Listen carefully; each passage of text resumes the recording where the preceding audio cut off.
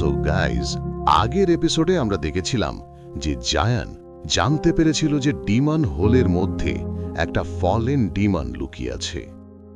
ওই ডিমন তখন বাইরে বেরিয়ে আসে এবং সেখানে থাকার সব লোকের ডিমনিক এনার্জি অ্যাবজর্ব করে নেয়, যার ফলে তার পাওয়ার বার অনেক বেড়ে যায়। তার মনে হচ্ছিল এখন আর কেউ তাকে হারাতে পারবে না। কিন্তু জাং তার পা ভেঙে দেয় এবং একটা জায়ান্ট বল অ্যাটাক দিয়ে পুরোপুরি শেষ করতে চেয়েছিল। লু চেন তখন জায়ানকে থামানোর চেষ্টা করে, আর তার রিংয়ের কারণে সে জায়ানের সঙ্গে টেলিপোর্ট হয়ে যায়। সিন কাট হয়। এখন আমরা একটা স্নোই প্লেসে চলে যাই, যেখানে লু চেন আর জায়ান টেলিপোর্ট হয়ে এসেছে।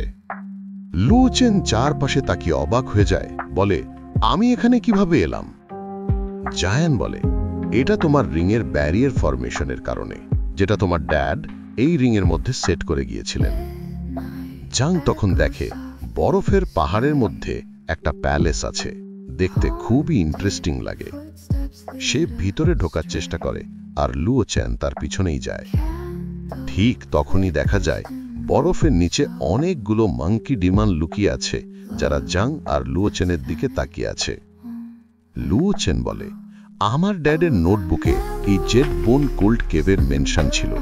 এই জায়গায় হাজার হাজার বছর ধরে এক্সট্রিমলি হাই আইস এনার্জি জমে আছে।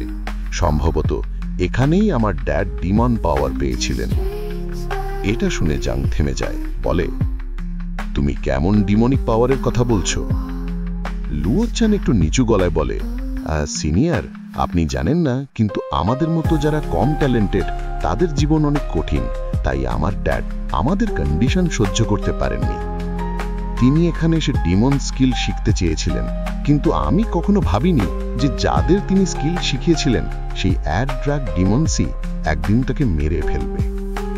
এই কথার পর হঠাৎ লোচেন একটা অদ্ভুত অনুভব পায়। সে তার ট্রাইডেন্ট বের করে। একটা ডিমন মাঙ্কি ওদের দিকে আক্রমণ করে, কিন্তু জাং তার অল্প একটু এনার্জি দিয়েই ওটাকে শেষ করে ফেলে। কিন্তু ওখানে অনেকগুলো মাঙ্কি ছিল, বরফের মধ্যে নড়াচড়া করছে। লুওচেন অবাক হয়ে যায়। ওই মাঙ্কিগুলো জায়ানকে ধরার চেষ্টা করে, কিন্তু জায়ানের এনার্জিতেই তারা মারা যায়। তবে কিছু মাঙ্কি লুওচেনকে ধরে টেনে বরফের ভিতরে নিতে চায়। ভয়ে সে চিৎকার করে জায়ানের কাছে হেল্প চায়। জায়ান একটা ফিঙ্গার স্ন্যাপ করে, আর সঙ্গে সঙ্গে সব ডিমন মাঙ্কি ধ্বংস হয়ে যায়। লু চেন বাইরে বেরিয়ে আসে, জায়ানকে থ্যাঙ্কস বলে হাসে। কিন্তু তখনই দেখা যায় ওই সব মাঙ্কি মিলে একটা জায়ান্ট এপে ট্রান্সফর্ম হয়ে যায়, যার রোর ছিল ভয়ঙ্কর। লু চেন বলে, এর পাওয়ার অনেক বেশি। এটা কোনো নর্মাল আইস ডিমন বিস্ট না, এটা অ্যানশিয়েন্ট ডিমন বিস্ট বিং ই। লু চেন তার সঙ্গে ফাইট করতে যায়, ডিমন এক্সপ্লোসিভ মাসল অ্যাটাক ব্যবহার করে আঘাত করে। কিন্তু বিং ই প্রচণ্ড গর্জন করে, তার এক ঘষিতে লু চেন উড়ে গিয়ে বরফে আছড়ে পড়ে। বিং ই আবার তাকে মারতে আসে, লু চেন এড়িয়ে যায়, কিন্তু সে তাকে ধরে জায়ানের দিকে ছুড়ে দেয়। জায়ান তার পাওয়ার দিয়ে তাকে মিড এয়ারে ধরে নিরাপদে নামিয়ে আনে। লু চেন বলে, থ্যাঙ্কস সিনিয়র। বিং ই এবার অনেকগুলো আইস শার্টস বানিয়ে জায়ানের দিকে ছুড়ে দেয়, কিন্তু সবগুলোই জায়ান্টসের আইস ব্যারিয়ারে লেগে ভেঙে পড়ে। রেগে গিয়ে বিং ইর এক জোরে পাঞ্চ মারে, কিন্তু তাও এনার্জি ব্যারিয়ার ভাঙতে পারে না। জায়ান হেসে বলে, মনে পড়ছে 1 বছর আগে তুমিই তো ছিলে যাকে আমি খুব বেশি নয়েজ করার জন্য মেরে ফেলেছিলাম। এ কথা শুনে বিং ই রেগে গিয়ে আরো দ্রুত আক্রমণ শুরু করে, কিন্তু জায়ান শুধু চোখের দৃষ্টিতেই ওর লাইফ এনার্জি ক্রাশ করে ফেলে, কোনো হাত না নাড়িয়ে। এই দৃশ্য দেখে লুওচেন হতবাক হয়ে যায়। তার মনে হয় সিনিয়রের পাওয়ার অবিশ্বাস্য। হাত না নাড়ানো ছাড়াই এনশিয়ার এমনিক বিস্টকে মারতে পারেন। এমন পাওয়ার আমি আগে কখনো দেখিনি। তারপর ওরা দুজন প্যালেসের মেন হলে পৌঁছায়। সেখানে লুওচেন দেখে তার ড্যাড একটা জায়গায় বসে রুন ইনস্ক্রিপশনস লিখছেন। লুওচেন অবশেষে তার ড্যাডের কাছে পৌঁছে যায়। সে কাঁপা কণ্ঠে বলে, আমি সো হ্যাপি যে আপনি এখনো অ্যালাইভ আছেন। সে দ্রুত তার ড্যাডকে মুক্ত করার চেষ্টা করে। তার বুকের ভেতর গেঁথে থাকা সোর্ডটা টানতে শুরু করে। কিন্তু সোর্ডের সঙ্গে স্পর্শ হতেই লুওচেন হাওয়ায় ছিটকে পড়ে দূরে গিয়ে দেয়ালে আছড়ে পড়ে। তখন ওল্ড ডিমন এম্পারার বলে, এটা মর্টাল সোর্ড, একটা এনশিয়েন্ট আর্টিফ্যাক্ট। যতক্ষণ না তোমার কাল্টিভেশন বেস সুপ্রিম কোর রেলমের ওপরে, তুমি এই তলোয়ার স্পর্শ করার ক্ষমতা রাখো না। লুওচেন চিন্তিত হয়ে পড়ে, বলে, কিন্তু আপনাকে বাঁচানোর আর কোনো ওয়ে কি নেই? ওল্ড ডিমন এম্পারার ধীরে বলে, একটা উপায় আছে। লুওচেন বলে, প্লিজ আমাকে সেই মেথড বলুন, আপনাকে বাঁচাতে আমি এনিথিং করতে পারি। ওল্ড ডিমন এম্পারার বলে, এই মর্টাল সোর্ড ডিমনিক এনার্জির প্রতি খুবই সেন্সিটিভ। যদি তুমি নিজের ডিমনিক এনার্জি এতে ইনজেক্ট করো, তাহলে হয়তো আমি এই তলোয়ার থেকে মুক্ত হতে পারব। লুওচেন চোখ বন্ধ করে নিজের ফুল পাওয়ার অ্যাক্টিভেট করে। তার ডিমনিক এনার্জি পুরো জোরে সোর্ডের মধ্যে ইনজেক্ট করতে থাকে। কিন্তু তখন ওল্ড ডিমন এম্পারার নিজের এনার্জি দিয়ে লুওচেনের সব ডিমনিক এনার্জি অ্যাবজর্ব করতে শুরু করে। লুওচেন মরিয়া হয়ে সোর্ড টানতে থাকে, আর ওল্ড ডিমন এম্পারার খুশিতে হাসে, বলে, আরও জোরে চেষ্টা করো, আমি শীঘ্রই মুক্ত হব। তারপর এই সোর্ড দিয়ে আমি পুরো ডিমন রেলম ধ্বংস করে ফেলব, সবাইকে মেরে ফেলব। এটা শুনে লুওচেন হঠাৎ চমকে ওঠে। তার মাথায় ভেসে ওঠে আগের দিনগুলোর কথা, যখন তার ড্যাড ছিলেন কাইন্ড হার্টেড, যিনি কখনো কাউকে আঘাত করতে চাইতেন না। সে সঙ্গে সঙ্গে এনার্জি দেওয়া বন্ধ করে দেয়। বিস্ময়ে তাকিয়ে বলে, না, আপনি আমার ড্যাড নন।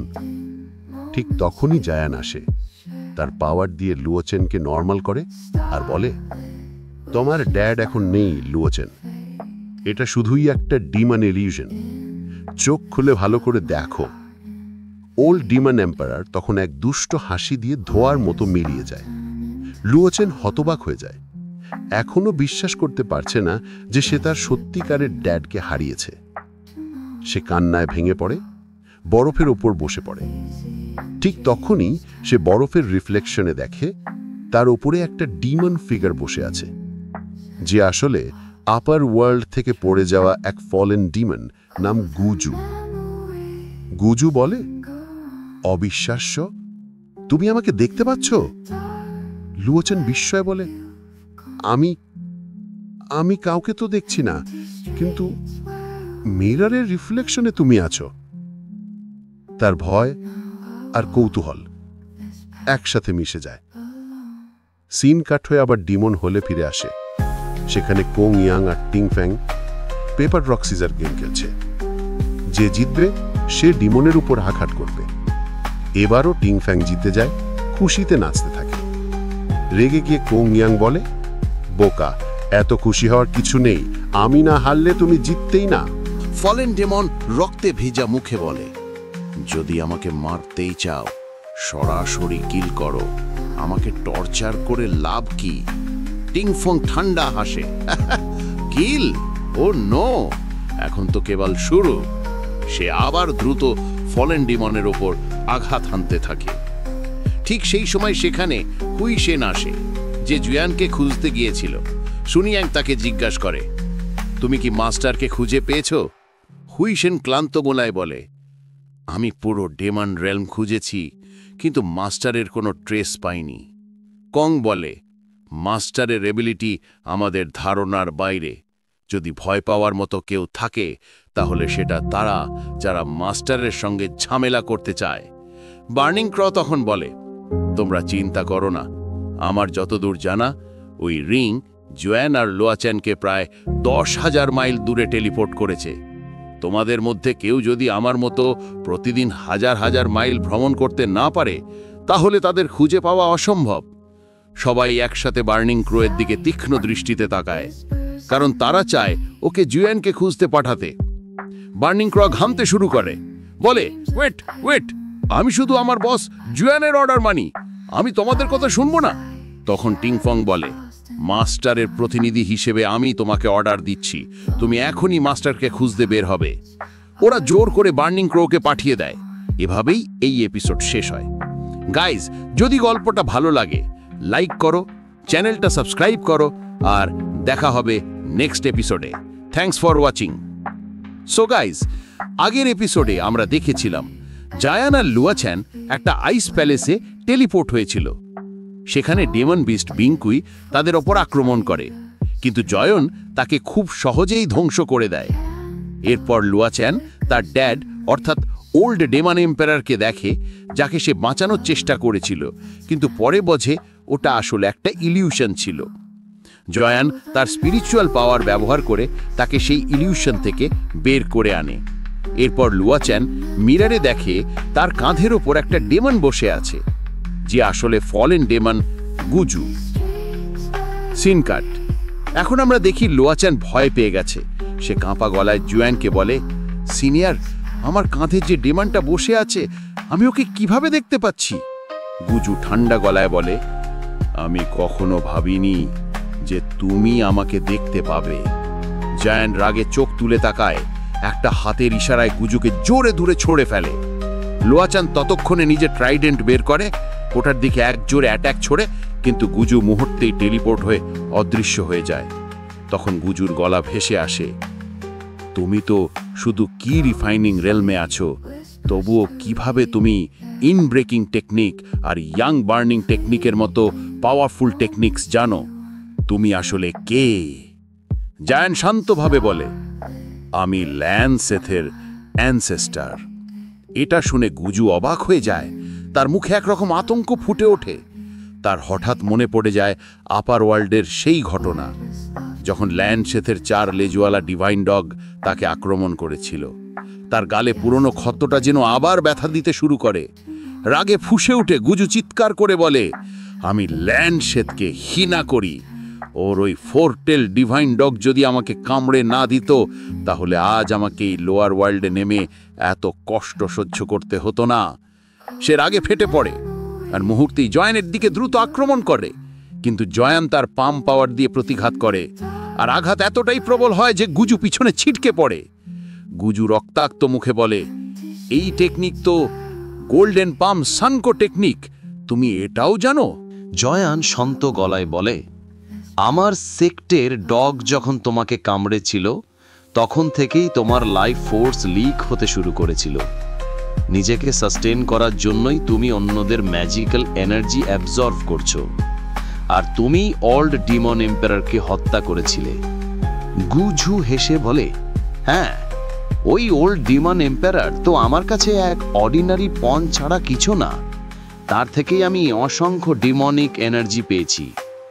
রাগে লোচেন তার দিকে আক্রমণ করে, কিন্তু গুজু আবার টেলিপোর্ট করে এড়িয়ে যায়। সে আকাশে ভেসে বলে, এই পৃথিবীতে সবকিছুর একটা দাম আছে। আমি তাকে আমার ডার্ক স্কিল দেখিয়েছিলাম, আর সে তার ডিমন এনার্জি ব্যবহার করে আমার সোল রিস্টোর করতে সাহায্য করেছিল। সেই কারণেই আমি আবার বেঁচে উঠতে পেরেছি। লোচেন চোখে জল নিয়ে বলে, তুমি একটা খুনি, তুমি আমার ড্যাডকে হত্যা করেছ। গুজু হেসে বলে, তোমরা মানুষও তো পবিত্র নয় লোচেন, তোমাদের হাতও খুনে রঞ্জিত। তারপরেই দেখা যায় গুজুর আসল বডি ধীরে ধীরে বেরিয়ে আসছে সেই ইনস্ক্রিপশন ফরমেশন থেকে, যেটা জয়ান আগেই লক্ষ্য করেছিল। সে বোঝে গুজুর সোল ওই ইনস্ক্রিপনক্স সিলের সঙ্গে যুক্ত, আর এখন সেটা ভেঙে যাচ্ছে।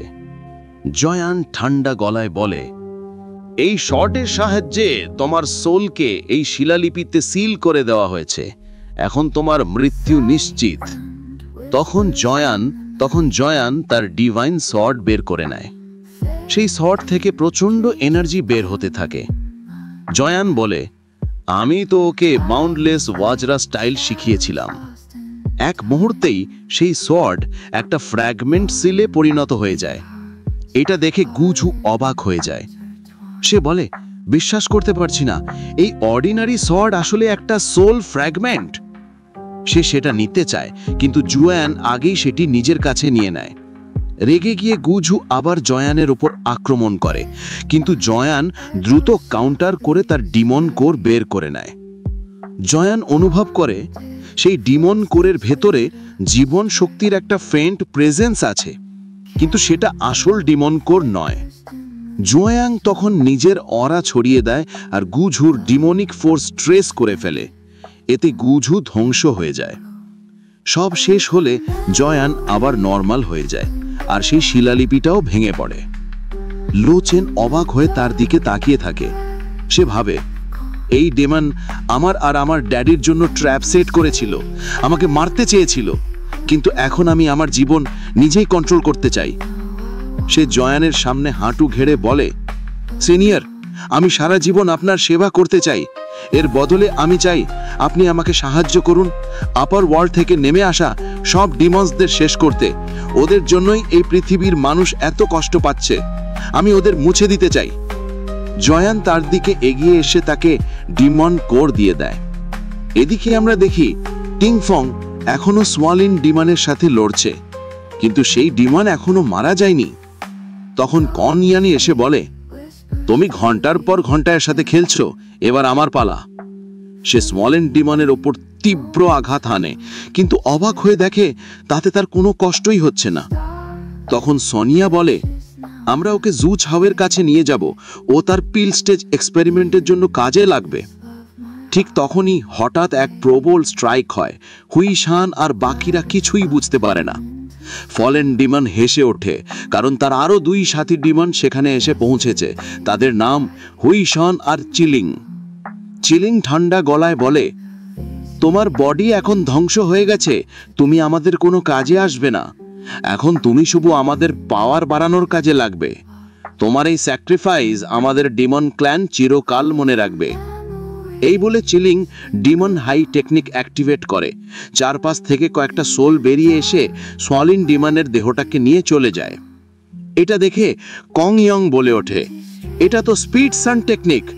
তখন লো চেন নিজের বুদ্ধা গোল্ডেন বডি অ্যাক্টিভেট করে তাদের দিকে আক্রমণ করে, কিন্তু সু ইয়ন তার নিজের ম্যাজিক দিয়ে সেটা আটকে দেয়। এরপর কং ইয়ং, টিংফং আর সোনিয়া একসাথে চিলিংয়ের উপর আক্রমণ চালায়, কিন্তু তাতেও কিছু হয় না। তার বডি আবার হিল হয়ে যায়।